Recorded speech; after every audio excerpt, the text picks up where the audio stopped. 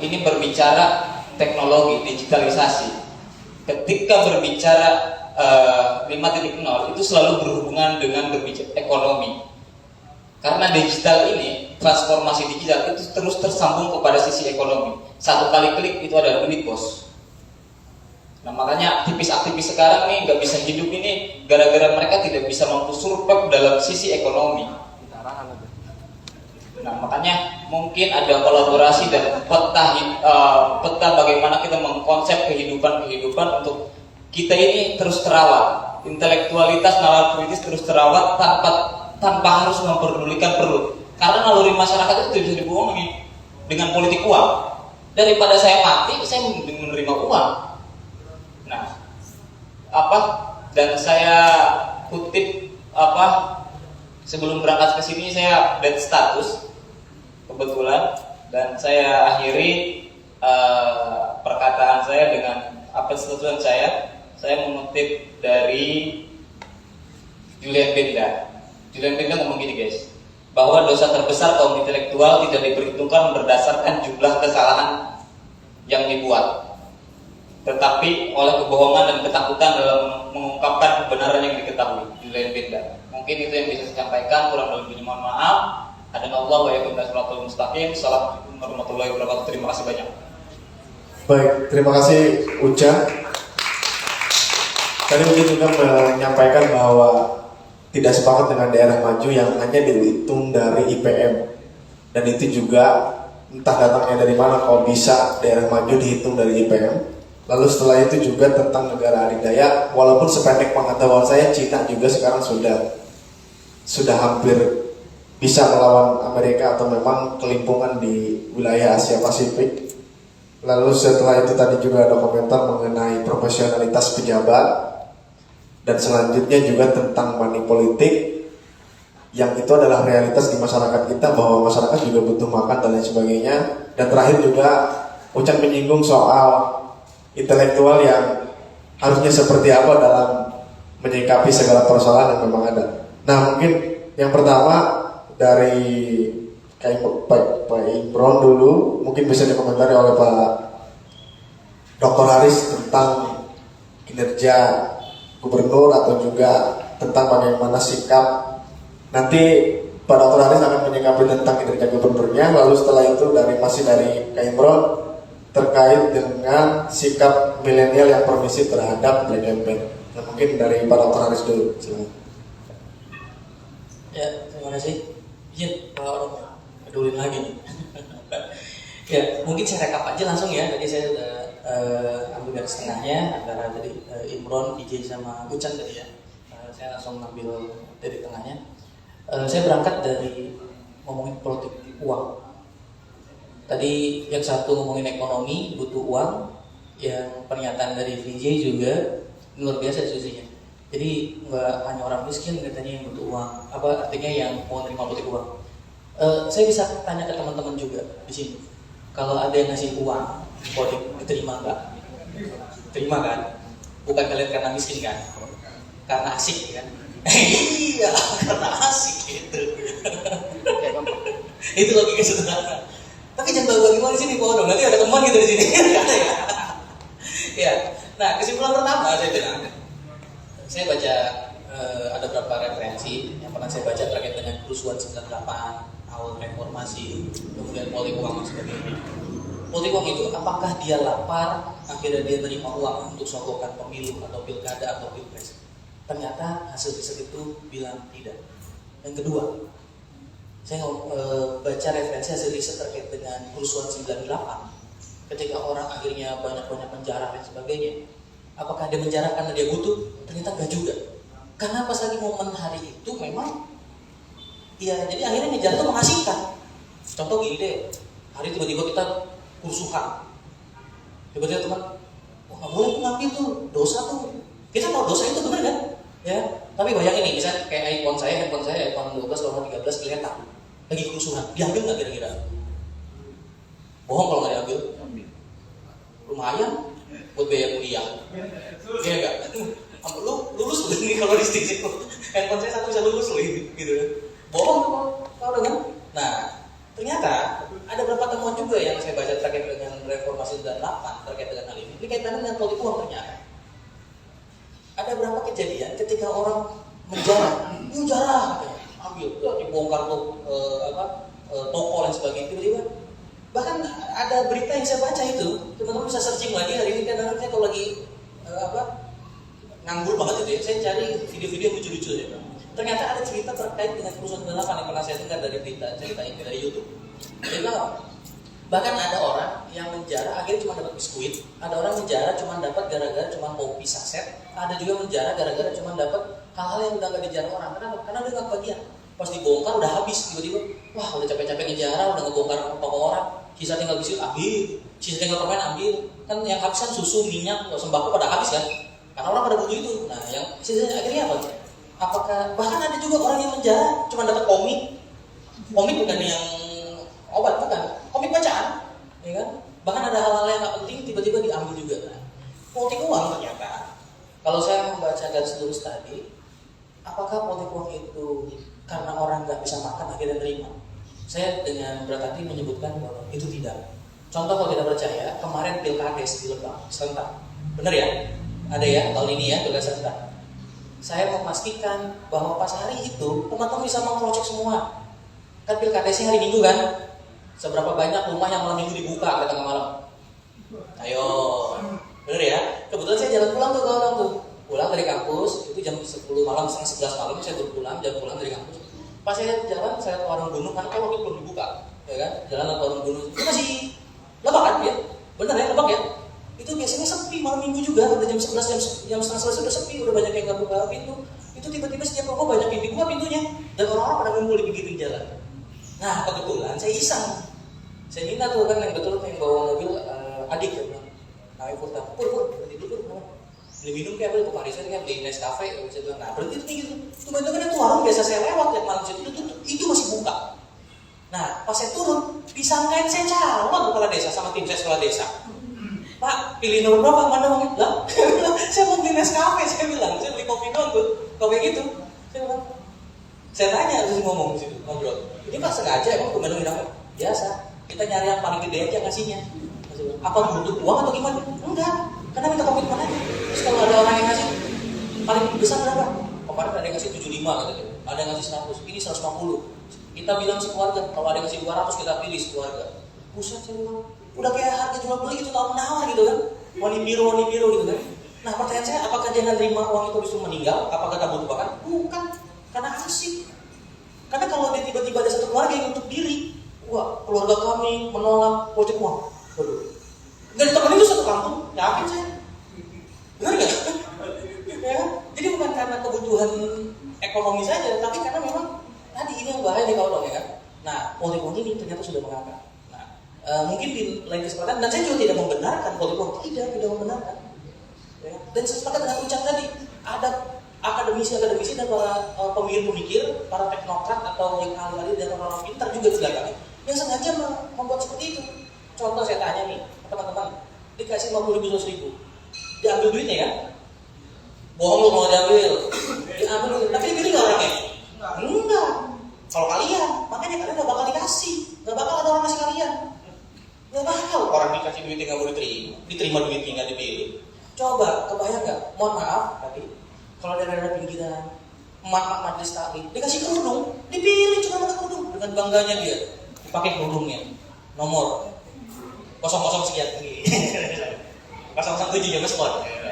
Kan gua ngomong 0102 kata orang mati melanggar gitu, enggak. 017 jam spot gitu kan. Itu terjadi sekali di masyarakat kita. Misal saya juga sama, saya ditanya, saya pernah di rumah saya itu dikasih salah satu partai yang ngomongnya partai agama. Gue nggak sebutin partainya, partai agama. Dan saya laporin bahwa kota saya ke Kodok. Saya laporin ngasih sarimi 2 ke rumah saya sama minyak goreng setengah liter, kayak gue nggak kebeli gitu. Dia salah kirim, kenapa? Kebetulan bukan saya mau ini, kebetulan kelompok di rumah saya itu rata-rata orang menengah ke atas mampu. Ngapain dia ngasih ke situ? Nggak seru, ngasih kalender cuma ada foto dia doang, nggak butuh gitu kan? Seberapa banyak kalian dulu buka kalender? Bukanya kalender di handphone kan? Nggak butuh ada foto muka orang-orang gitu kan? Benar nggak? Dia Ini salah kaprah. Akhirnya saya sama warga saya tuh lapor kita Bawaslu. Ada tindakan, alhamdulillah diterima dengan baik. Laporan diterima dengan baik, tentunya diterima, ditulis. Tindakan ujung-ujungnya juga karena banyak sekali kodong. Dan saya tahu teman-teman di Bawaslu, saya jamin kayak kodong nih. Kalau dihitung berapa tindakan, banyak sekali yang lapor kan. Dari tiap desa mungkin banyak bener itu, ya kan? Nah, selanjutnya itu poin ketiga. Kebetulan saya mengambil mata kuliah masa muda dan filsafat, dan saya sering ngajar di kelas saya, baik S1 dan S2. Kalau di S2 saya mengambil mata kuliah manajemen sumber daya manusia, dan saya ngomongin tentang SDM dan IPM. Jadi saya ada luruskan di sini terkait dengan Human Development of Index. Siapa yang membuat itu? Yang membuatnya tentunya ada orang punya kepentingan, betul. Tapi pertanyaan saya, ada perbedaan antara ilmu sosial dan ilmu eksak. Ini kalau di kelas filsafat. Kebetulan matang banget karena baru jam 10 tadi saya ngajar itu. Mata kuliah itu sebetulnya. Ada perbedaan ilmu eksak dan ilmu sosial. Ilmu eksak itu lebih mudah alat ukurnya dan lebih perubahannya sangat lama. Contoh, 1 tambah 1 sampai dari zaman kita belum sekolah sampai sekarang jawabannya 2. Betul nggak? Tapi kalau ditanya hari ini di Sangga Buana dalam politik 1 tambah 1 berapa? Belum tentu jawaban 2, bisa jadi kalau saya 1 tambah 1 berapa? Jawaban apa nih? Eksak apa politik? Politik. 1 tambah 1 sama dengan 1 gitu. Kenapa? Wah, kan aku dan kamu selalu bersatu kan gitu, betul nggak? Waduh. Yang ini jangan di posting ya. Tapi istri saya cemburu. Kalau gombalin peserta katanya. Ya, dalam politik itu semua punya nuansa berbeda tergantung mindset dan reason. Reasonnya alasannya apa? Politik itu nggak ada yang salah dan benar. Cuman yang ada menang dan kalah. Kalau menurut Nicole Machiavelli, tapi kan politik ada etika, beradab 3 politiknya. Ketika kita menjelekkan orang, black campaign, fitnah, itu etika politiknya ada nggak? Tentunya. Politik halal segala cara. Menurut Nicole Machiavelli, halal segala cara. Yang penting kekuasaan itu direbut, kekuasaan itu diambil, kalau perlu dipertahankan sampai kapan. Itu menurut Nicole Machiavelli. Tapi pada esensi lain, menurut Aristoteles, Plato, dan para tokoh-tokoh politik lainnya menyebutkan bahwa esensi politik itu tentang kebaikan. Dan saya pakai nomor yang terakhir, itu apa? Politik itu tentang kebaikan. Tujuan perjuangan kebaikan melalui esensi politik. Tapi kalau cara esensi politiknya saja sudah tidak beradab, tidak beretika, jangan harap kebaikan itu akan lahir. Caranya saja sudah nyogok.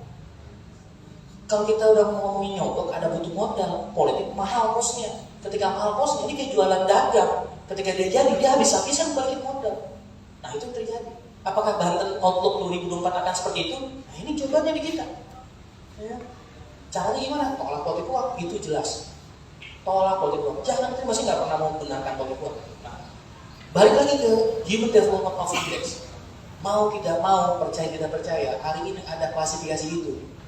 Salah satunya apa? Negara butuh nggak itu? Butuh. Kalian butuh nggak? Butuh kok. Apa yang dinilai ada 3 hal: pendidikan, kesehatan, dan ekonomi. Kalau pendidikan ngomongin tentang rata-rata anak sekolah sama angka buta huruf, kebetulan disertasinya ngomongin itu. Nah, ngambil studinya sih di Lebak juga. Karena kebetulan yang paling rendah di Banten ranking 1. Cuman angka paling terkecil gitu. Enggak, bukan karena Lebak itu jelek, enggak, Lebak bagus. Yang jelek mah Kabupaten Lebak, sebelahnya Lebak. Ada yang kurang asik. Kalau Lebak mah pol pokoknya. Bisa nggak pulang kita ngomongin di sini lagi, macam-macam nggak ya, bercanda kalau orang. Nah, pendidikan tadi ya, kesehatan, apa yang diukur kesehatan? Kesehatan itu tadi angka harapan hidup dan angka kelahiran, harapan hidup pertama, yang kedua angka rata-rata hidup. Harapan hidup dan rata-rata hidup, yang kedua angka kematian kelahiran. Jadi diukur itu ibu yang melahirkan dan bayi yang dilahirkan dalam 1000 hari berapa yang meninggal akibat kurang gizi stunting. Nah, angkanya kalau kita masih tinggi itu disebutnya masih rendah jiwa kita, daerah kita. Nah, yang ketiga tentang ekonomi, salah satunya apa? Daya beli masyarakat dan rata-rata penghasilan keluarga. Nah, pertanyaan selanjutnya, tadi dikasih contoh, saya terima kasih Ucan tadi, diskursusnya luar biasa. Kalau pendidikan paling dasarnya paling tinggi, kenapa Finlandia tidak bisa jadi negara maju? Betul nggak? Yang bikin klaim negara maju tidak maju kan cuma mainan Amerika. Ini nanti kita akan bahasnya beda lagi, nanti politik internasional. Kalau kita bahas nanti di garapan politik internasional, nanti saya akan diskusi terkait dengan ini. Ini Amerika ini dia membuat negara tidak dan dia membuat klaster supaya dia mencontohkan dia tuh tidak tergantikan oleh negara manapun. Dia buat ini IPM dan sebagainya, dia kuat kok, ya kan? Jangan salah. Kalian tahu Indonesia banyak hutang? Banyak ya hutangnya ya. Bapak ibu kalian banyak hutang? Banyak, tanya juga. Kalau kalian bawa motor hari ini, jangan motor itu ibu bapak kalian kreditin tuh buat kalian ya kan. Nah, Indonesia banyak hutang. Tapi kalian tahu nggak? Negara paling banyak hutang sedunia itu negara apa? Amerika. Cina juga banyak hutang. Cuma hebatnya Cina nekat, bikin printing money dia. Gila itu negara. Indonesia berani? Enggak berani. Kalau Indonesia bisa bikin printing money itu, woi keren itu. Nanti inflasi, nanti ada diskursus lain kita akan bahas tentang itu. Nanti melebar kemana-mana. Nah, selanjutnya, kalau negara maju, Cina hari ini, tadi saya sepakat dengan Tri, ya kan? Cina itu sekarang udah negara adidaya, militernya dan sebagainya, ya kan? Kemudian ekonomi, makanya Amerika kelimpungan. Maka salah satu konsekuensi terkait dengan COVID ini dua hal ini berantem nih, perang nih. Karena kalau tidak dihentikan dengan COVID, Cina bisa ngambil Amerika. iPhone kita tahu buatan apa? Amerika kan? Saya bukan ya tulisannya. Made in China. Iya serius. Assembly in California. Tulisannya made in China. Tuh apa tulisannya di sini? Oh bangga pakai iPhone buatan Amerika. Bukan made in China. Buatan di China. Ya. Barang-barang kalian semua made in China bukan? Coba lihat cara dalam kalian mereknya apa? Buatan di China nggak made in lokal ya? Nggak sampai juga saya kata. Kenapa Cina bisa menguasai pasar seperti itu? Karena berbicara produksi kuantitas dia bisa lebih maju. Kenapa bisa seperti itu? Karena stabilitas politiknya dimainkan sama di sini. Ya kan? Nah, negara adidaya hari ini Cina juga seperti itu. Cuma Amerika nggak mau kalah, maka dibikin stigma nggak boleh menang. Nah, negara maju, Jepang lebih maju, Korea lebih maju, ya kan? Tapi Amerika nggak boleh lebih. Indonesia kalau maju pun bisa nggak kalian Amerika? Nggak bakal juga, karena stigmanya dibuatnya seperti itu. Makanya tetap aja kita dimainkan politik. Dan saya sepakat dengan ucapan tadi. Ini ada political will yang dimainkan. Saya sepakat itu, ya kan? Nah, tapi kita nggak perlu berpikir hal itu. Udah kita berpikir hari ini bagaimana dalam di mata kuliah saya masa publik yang hari Senin yang lalu saya selesaikan materi saya. Ada 4 hal dalam pembangunan mencegah money politik. Kau doi, izin. Tadinya saya mau rilis ini di channel YouTube saya Bincang-Bincang Hari. Kemarin mau dirilis, Budinya nggak datang kemarin tuh. Jadi nggak tag video kita kemarin. Galau cinta kayaknya, game itu. Makanya kru sayanya nggak hadir gara-gara galau cinta tuh. Nggak jadi tag video kita gitu. Ada 4 hal yang saya bangun. Bisa top down dan bottom up. Yang pertama, pendidikan literasi politik dinaikkan. Siapa yang berwenang untuk pendidikan literasi politik? Ini untuk kesimpulan Imron, VJ, dan Ucan tadi. Siapa yang berwenang untuk pendidikan literasi politik? Siapa coba? Yang tugas utamanya? Anda tahu nggak? Partai politik. Tujuan dibentuknya partai politik itu untuk pendidikan politik. Berjalan nggak tuh? Berjalan, cuma keok pelan. Kenapa? Karena partai politik ini pragmatis. Kenapa? Dia harus mengambil orang tertinggi. Cara tergampangnya ketika dia belum punya kader dan tidak punya modal, cari orang terkenal. Makanya banyak sekarang artis-artis, ya kan, yang modal terkenal saja gitu kan, tiba-tiba jadi anggota DPR RI. Emang Mulan Jamela hafal Pancasila dan butir-butirnya? Istilahnya apa enggak? Ini kita tes gitu ya, bener ya? Pasnya ungu. Bener nggak? Pasnya ungu, ya kan? Ini kalau bikin not lagu nyanyi, ini kan boy kita angkat topi dan kita dengerin dulu lagu, bener nggak?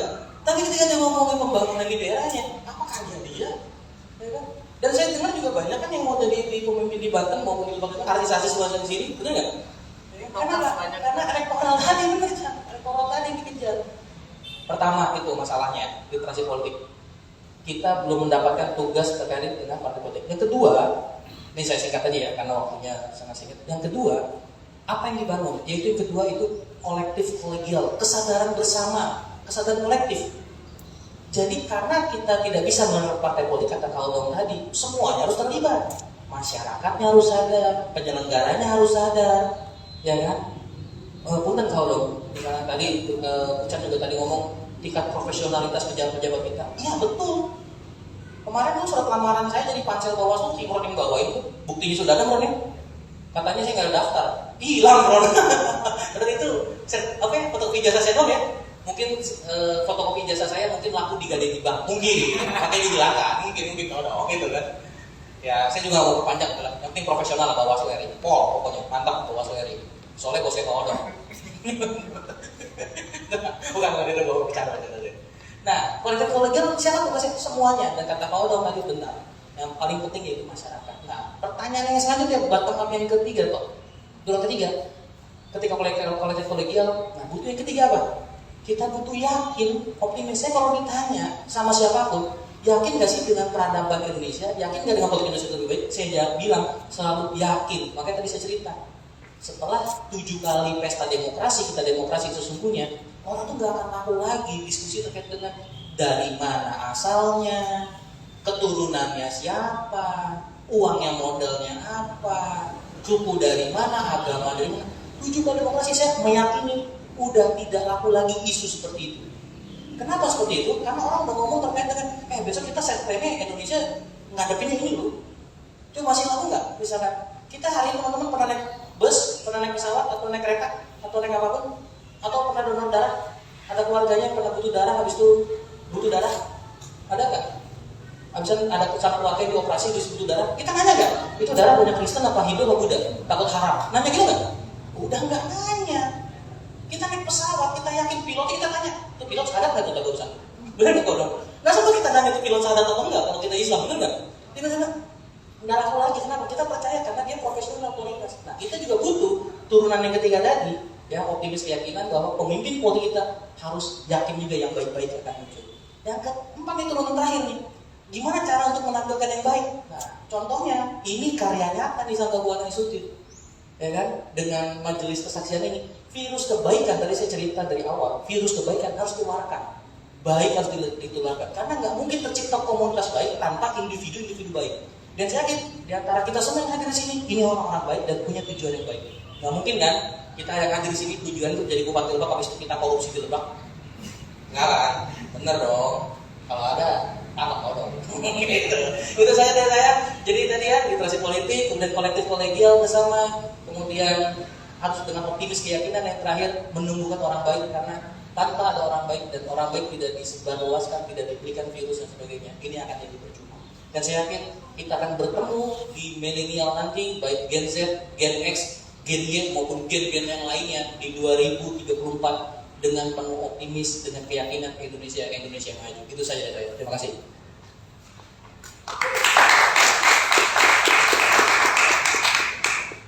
Baik, terima kasih kepada Pak Dr. Haris. Karena kita sudah waktunya sudah mulai mepet, mungkin langsung saja kepada Kak Odong. Bagaimana sih kemudian pendekatan untuk penyadaran antara money politik? Karena tadi juga sudah dibahas bahwa ternyata ada yang berhubungan dengan taraf ekonomi, ada yang tidak berhubungan dengan taraf ekonomi. Mungkin itu relatif ya. Soalnya asik kan kalau dapat duit. Nah mungkin dari ini nih pertanyaan dari Asmi, bagaimana sih kemudian Bawaslu melakukan pendekatan soal pencegahan money politik tadi? Mungkin silakan Kak Odong. Punten ya Kak Odong, waktunya mungkin 5 menit untuk menjawab. Nanti setelah itu kita akan beberapa pertanyaan lagi untuk itu, setelah itu baru ditutup. Terima kasih. Saya political will, kalau saya memaknainya niat baik, dan sampai hari ini khususnya di kita di baik di belum ada yang niat baiknya. Karena kalau benarnya banyak, kalau niat benarnya banyak, tapi baiknya masih jauh gitu, masih jauh. Itu apa sih upaya-upaya kami? Tadi kewajiban itu sebenarnya bukan di kami, termasuk itu tertuang di regulasi, tertuang di aturan yang disampaikan oleh Pak Dokter bahwa pendidikan politik itu adalah partai politik. Itu sebenarnya kewajiban mereka. Dan sampai hari ini alhamdulillah ya political will dari partai politik juga teman-teman bisa lihat sendiri ya. Saya nggak bebas bicara. Nggak bebas saya bicara. Saya kalau iya, kalau bebas kan kebablasan nanti saya. Enak jadi akademisi, bebas ngomongnya. Kalau saya masih harus ada yang ini boleh bicara, ini enggak gitu kan. Gitu. Saya masih hati-hati kalau berbicara karena ada pengadilannya kan. Terkait dengan upaya-upaya kami, tadi sebenarnya kewajiban itu bukan hanya di kami. Kewajiban utama adalah di partai politik ini terus terang harus digarisbawahi oleh teman-teman. Ini tertuang dalam undang-undang bahwa pendidikan politik itu di partai politik. Dan tinggal pertanyaannya, ada nggak political will dari mereka, kan gitu kan? Simple. Kenapa saya berbicara SDM-nya? Ya, karena SDM itu yang akan menunjang kepada political will. Kalau SDM-nya lemah jangan harap ada political will, kan gitu. Kalau penilaian saya itu, upaya-upaya kami salah satunya adalah kami mengajak, salah satunya kan saya karena saya secara kelembagaan saya menghadiri sini, saya mengajak kepada teman-teman, regulasi itu tidak mengatur teman-teman boleh menerima loh, nggak boleh menerima. Kalau mau menerima dilaporkan. Kalau teman-teman ini pesta kan harus meriah, harus beruang dong, kan gitu, enggak juga, gitu. Tentang pesta harus gembira, uang ada yang modalin nih, uang, yuk kita pesta, yuk kita bawa, gitu. Enggak boleh juga. Teman-teman ambil uangnya laporkan.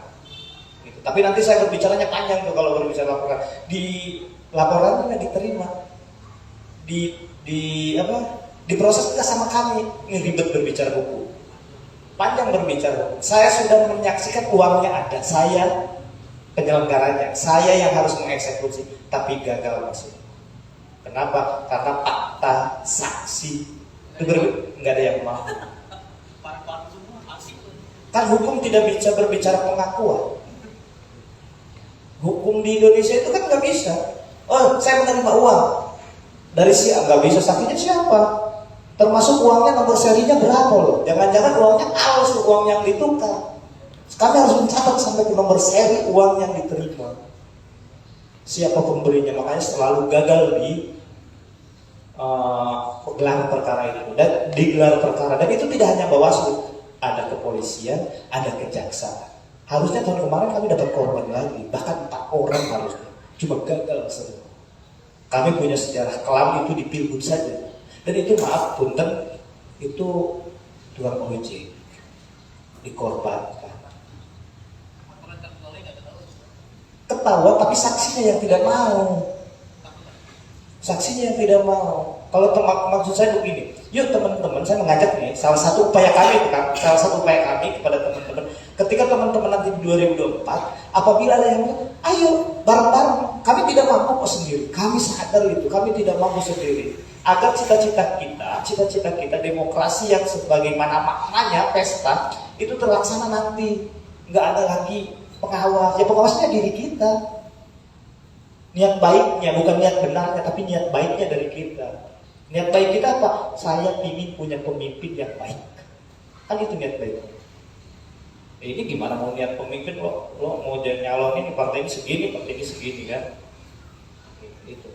Upaya kami salah satunya mengajak teman-teman. Selain itu kami sering berkunjung ke partai politik. Apalagi sudah kalau tahapan hari ini sudah diketuk. Ini kan hari ini belum diketuk nih. Baik itu tahapan pemilu, baik itu tahapan pemilihan, pilgub, pilkada atau pilwakot, itu tahapannya belum ada sampai hari ini. Kalau tahapan sudah boleh, kami akan berkunjung. Dan insya Allah mulai minggu depan kami akan berkunjung keliling partai politik. Salah satunya upaya-upaya kami bareng-bareng dengan peserta pemilu. Yuk kita berikan pendidikan politik kepada peserta pemilu. Selain itu juga upaya-upaya kami dulu, kami pernah tuh yang Binuangan ada ya. Binuangan itu kami pernah membuat kampung anti politik di Binuangan. Saya belum lahir kira-kira. Enggak, kemarin di pemilu kemarin. Di pemilu kemarin. Saya tanya jangan-jangan teman-teman udah pulang juga nggak milih. Ya kan gitu. Ini yang saya ngeri yang di sini anti politik uang harus punya pemimpin, jangan-jangan nggak milih juga. Kalau nggak ketiduran, kalau nggak malas tadi yang saya bilang. Saya pernah pengalaman sebenarnya di 2009 saya nggak milih. Saya bilang ngapain saya milih-milih lah. Oh gitu-gitu aja kan gitu. Padahal kita ngerti lah sedikit ngerti. Kan biasanya orang yang ngerti itu yang karena memang hak juga memang tidak memilih itu, tidak sanksi kalau tidak memilih. Tidak ada sanksi.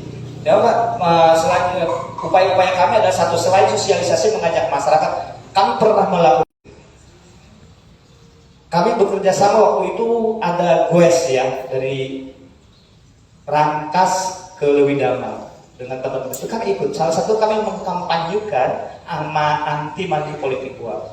Cuma memang sekali lagi perlu kami sampaikan, kami ini bekerja atas regulasi.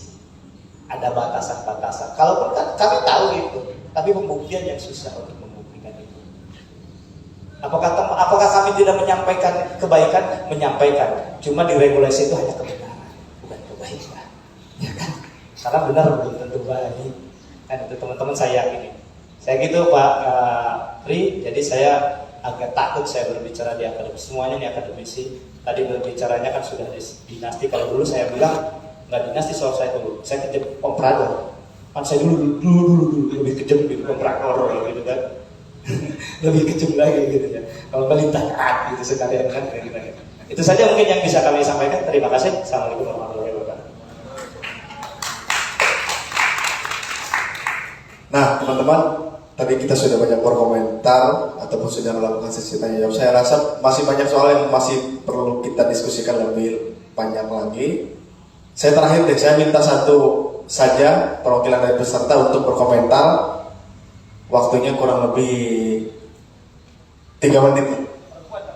Boleh dari perempuan mungkin. Untuk berkomentar soal diskusi tadi atau diskursus yang sudah tadi kita bicarakan. Oke, mungkin langsung aja. Iqbal, silakan.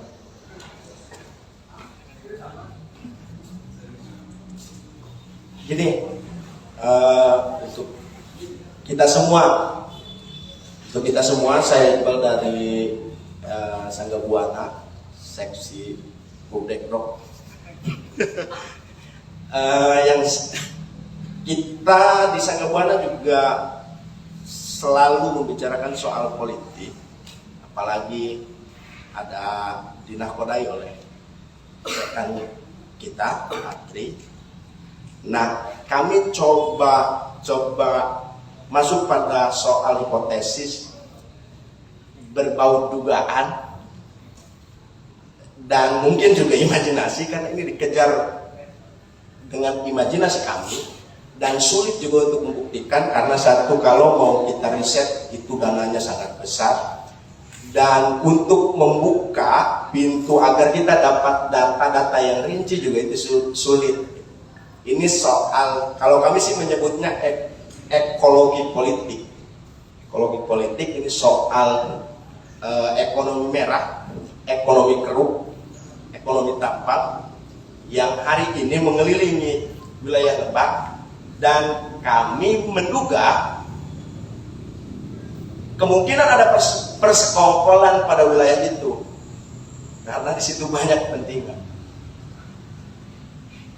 Kalau bisa dananya ada, kemudian orangnya ada, mungkin saja bisa terjadi pendanaan dari salah satu perusahaan tambang yang gede yang bisa lakukan sana atau gimana. Terima kasih. Oke, terima kasih Iqbal. Mungkin saya tidak akan menyimpulkan. Tadi kita banyak berbicara mengenai soal masalah yang muncul menjelang Pilgub, lalu masalah-masalah yang lain yang juga menyertainya. Ternyata berbicara politik juga tidak hanya top politik gitu, tapi ada unsur ekonomi, unsur pendidikan dan lain sebagainya. Bahkan tadi juga disinggung oleh Pak Dokter terkait dengan Amerika yang membuat, dan jangan-jangan memang seharusnya kita juga sudah harus membangun wacana apa yang harus kita gaungkan, sehingga itu juga secara psikis atau secara psikologis menjadi penyemangat untuk kita semua. Lalu yang terakhir perlu kita deteksi sejak dini, yang tadi kita sudah bicarakan itu, atau itukah persoalan kultur atau memang persoalan struktur, sehingga kalau itu sudah kita bisa deteksi, kita akan menyusun langkah-langkah yang selanjutnya. Langkah ini perlukah sistematis ataukah perlu struktural? Mungkin itu yang bisa saya sampaikan. Kurang lebihnya saya mohon maaf. Sebagai moderator saya undur diri dari Sangga Buana Institute, tidak memberikan cemilan kopi dan lain sebagainya, karena kita sudah bekerja sama dengan seluruh PKL yang ada di lingkungan alun-alun. Itu adalah bentuk ikhtiar kami memberikan penghidupan kepada mereka. Jadi kita tidak memberikan kopi, teh, dan lain sebagainya untuk menemani diskusi pada sore hari ini. Saya Adi, kurang lebihnya mohon maaf. Wassalamualaikum warahmatullahi wabarakatuh. Nah kawan-kawan, selanjutnya kita ada sesi foto bersama. Fotonya di depan sini menghadap ke sana. Mungkin kepada teman-teman semua untuk segera berdiri dan kita foto bersama. Terima kasih.